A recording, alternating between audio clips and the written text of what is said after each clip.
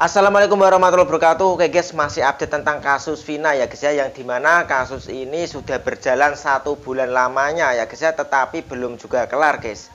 Tapi nggak apa-apa, alhamdulillah pada akhir-akhir ini ada sedikit titik terangnya guys, karena ada beberapa saksi yang bermunculan lagi guys, yang dimana saksi tersebut merupakan saksi pada tahun 2016 ya guys ya. Dan di sini saksi tersebut bermunculan lagi, tetapi saksi tersebut tidak untuk memperkuat penjelasannya yang sudah masuk dalam BAP, tetapi di sini untuk mengklarifikasi bahwa kesaksiannya pada tahun 2016 itu adalah berbohong guys, atau tidak benar ya guys ya. Di sini untuk mengungkapkan kalau dia ingin mencabut BAP-nya di tahun 2016 ya guys ya, bahwa dia itu adalah saksi suruhan atau saksi palsu guys. Oke. Sekarang coba kita lihat video berikut ini guys. Saka sejak dulu sampai sekarang pendapatnya satu, menyampaikan kebenaran. Iya benar. Tidak ada satupun yang Saka sampaikan itu bohong. Enggak. Saka tidak melakukan apa yang kemudian dituduhkan sampai kemudian diputuskan oleh pengadilan. Saka tidak melakukan. Walaupun disumpah juga sumpah pocong aja suruh ke sini sekalian. Waduh, ngeri ya guys ya, sampai di sini Saka Tatal itu berani melakukan sumpah pocong guys. Wah, sangat hebat sekali ya Mas Saka Tatal ini ya guys ya. Mas Saka Tatal ini dari dulu sampai sekarang itu berani mengungkapkan kebenaran guys. Ini memang lelaki sejati seperti ini guys. Karena Mas Saka Tatal ini berani mengambil resiko ya guys ya. Padahal Mas Saka Tatal ini sudah menjalankan vonis guys, sudah dipenjara, dan sekarang kan dia sudah enak, sudah bebas ya guys ya. Mengapa masih ingin mengambil resiko? Ya ini karena Mas Saka Tatal ini mengungkapkan dengan sebenar-benarnya ya guys ya. Karena kalau Mas Saka Tatal ini berbohong buat apa? Gak ada gunanya ya guys ya. Dan di sini bisa kita ketahui bahwasanya dari dulu sampai sekarang ketika Mas Saka Tatal dimintai informasi oleh beberapa pengacara ya guys ya, pada saat ada acara diminta informasi, di situ jawabannya mulai dari pertama kali Mas Saka Tatal klarifikasi sampai sekarang itu tetap sama ya guys ya. Kata-katanya sama, yang keluar dari mulutnya itu sama guys, nggak ada perbedaan. Bahwasanya di situ Mas Saka Tatal bilang kalau dia itu bukan pelakunya dan adalah korban salah tangkap guys.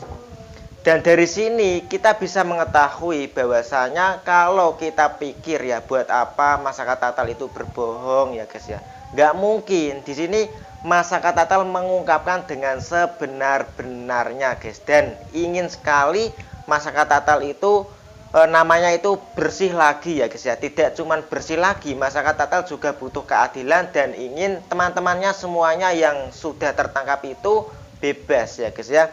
Oke, sekarang coba kita lihat video selanjutnya ini guys. Berani bersumpah. Ketika Saka berbohong, maka Saka yang kemudian mendapatkan bala atau musibah. Saka berani. Berani ya guys ya, berani. Apapun yang akan terjadi juga Saka siap. Siap guys, siap Saka mengambil resiko loh. tidak melakukan apa yang dituduhkan, diputuskan sama sekali. Saka tidak mengetahui apa yang terjadi waktu itu. Saka tidak tahu. Bahwasanya Saka aja tuh ada di rumah. Kejadiannya aja ada enggak, Saka tuh nggak tahu. Ya kan guys, benar kan? Dari dulu ketika Saka Tatal klarifikasi bahwasanya apa yang dikatakan Saka Tatal itu sama guys. Saka mengungkapkan kalau Saka itu tidak melakukannya, bahwasanya pada waktu kejadian Saka Tatal itu berada di rumah ya guys ya. Posisinya itu berada di rumah guys, tidak ada di lokasi kejadian tersebut. Dan itu pun Saka Tatal itu pada saat diminta informasi itu pun jawabannya tetap sama dan tidak berbeda. Dan sehingga di sini Saka Tatal berani mengungkapkan, ketika ditanyai Saka Tatal menjawab, kamu berani mengambil resiko, kamu berani ketika keteranganmu nanti berbohong kamu mendapatkan bala atau musibah. Di situ Saka Tatal berani ya guys ya. Saka Tatal siap kalau keterangannya itu berbohong, Saka Tatal siap mendapatkan hukuman atau mendapatkan musibah ya guys ya. Dan di sini gimana menurut pendapat para netizen guys? Oke, lanjut. Dan Saka sekarang sesungguhnya sudah bebas, tidak ada beban lagi. Kenapa Saka mau tetap berbicara pada waktu itu? Apa yang ada di bayangan Saka? Saka kan nggak melakukan. Buat apa Saka ngomong bohong? Saka kan udah keluar juga. Ngapain nutupin kebohongan? Buat apa? Nggak penting kan? Nah, kalau ini memang benar-benar laki-laki sejati ya guys ya. Karena di sini berani mengungkapkan kebenaran guys, demi keadilan ya guys ya. Karena kalaupun Saka Tatal itu diam, Saka Tatal juga di situ merasa kasihan kepada teman-temannya yang salah tangkap juga.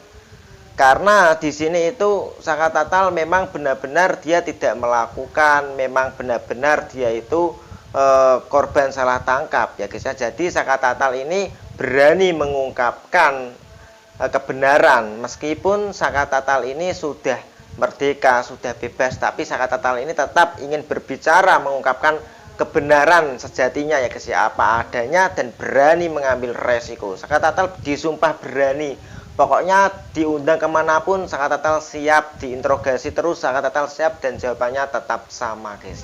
Oke, tidak hanya Saka Tatal saja ya guys ya, di sini juga ada saksi ya guys ya, dan saksi ini malah merupakan salah satu saksi yang mengungkapkan pendapatnya, yang mengungkapkan informasinya, dan saksi tersebut merupakan saksi yang diambil keputusannya dan dimasukkan dalam BAP guys. Dan sekarang saksi tersebut itu muncul lagi guys, tetapi kemunculannya itu tidak untuk menguatkan kesaksiannya pada tahun 2016 ya guys ya, melainkan yaitu untuk mencabut BAP-nya itu guys, bahwasanya apa yang dia katakan di tahun 2016 itu adalah bukan kebenaran ya guys ya, itu merupakan kebohongan, dan sekarang dia ingin klarifikasi bahwasanya dia itu ingin mencabut keterangannya di tahun 2016 yang mengakibatkan 8 orang ditangkap ya guys ya. Sangat kasihan sekali, padahal di situ adalah teman-temannya sendiri guys yang ditangkap itu guys. Oke, siapakah dia? Ini dia guys. Liga saksi kunci, betul. Karena Liga, saya harus katakan mohon maaf ya, 8 orang itu masuk penjara. Karena Liga 8 orang masuk penjara guys. Sangat kasihan sekali ya guys ya, padahal si Liga ini itu adalah kesaksiannya itu palsu guys, tidak sesuai dengan apa yang dia saksikan, apa yang dia ungkapkan di tahun 2016, sehingga disitu menjadikan 8 orang tersangka itu ditangkap ya guys ya. Sebenarnya saya bukan saksi kunci Pak. Ya, jadi pada waktu itu Liga Akbar menyampaikan bahwa Vina dan Eki dipukuli, dianiaya, dilempari batu, betul ya? Di kesaksian pengadilan waktu itu. Iya. Betul. Sebenarnya Liga tidak melihat itu. Iya Pak. Nah, di sini sebenarnya si Liga Akbar itu bukan saksi kunci ya guys ya. Dan di sini si Liga Akbar mengungkapkan, berklarifikasi bahwasanya Liga Akbar itu sebenarnya tidak melihat kejadian tersebut guys, dan tidak tahu kronologi kasus pembunuhan itu, tetapi dimintai oleh seseorang untuk menjadi saksi guys. Kok bisa ya, kok bisa seperti ini loh, pikirannya tuh gimana itu. Tuh. Liga tidak mengetahui sama sekali kejadian itu. Tidak. Liga pada waktu itu diminta oleh siapa jadi saksi? Pak Rudiana Pak. Pak Rudiana. Oke. Aduh guys, ternyata yang meminta Liga Akbar menjadi saksi itu adalah ayahnya korban sendiri guys, bayangkan. Wah, ini kalau ini sudah nggak tahu ya guys, kok bisa seperti ini loh. Dan tujuannya apa menjadikan si Liga Akbar itu menjadi saksi sehingga 8 orang itu bisa tertangkap ya guys ya. Padahal di situ si Liga Akbar itu tidak tahu kronologi pembunuhannya dan tidak ada di tempat kejadian tersebut. Mengapa di situ diambil dan dijadikan sebagai saksi ya guys ya. Memang di sini si Liga Akbar tersebut merupakan salah satu teman dekatnya si korban atau si Eki Rudiana itu guys. Wah berat kalau ini, kalau seperti ini sangat kacau sekali ya guys, dan disayangkan sekali guys ini. Saya yakin bahwa naluri saya berbicara, melihat cerita ini, pelakunya bukan terpidana yang sekarang mendekam di dalam penjara, si Satujo ya, bukan juga si Saka Tatal, bukan juga si Peggy. Udahlah, bebaskan mereka, cari yang sebenarnya.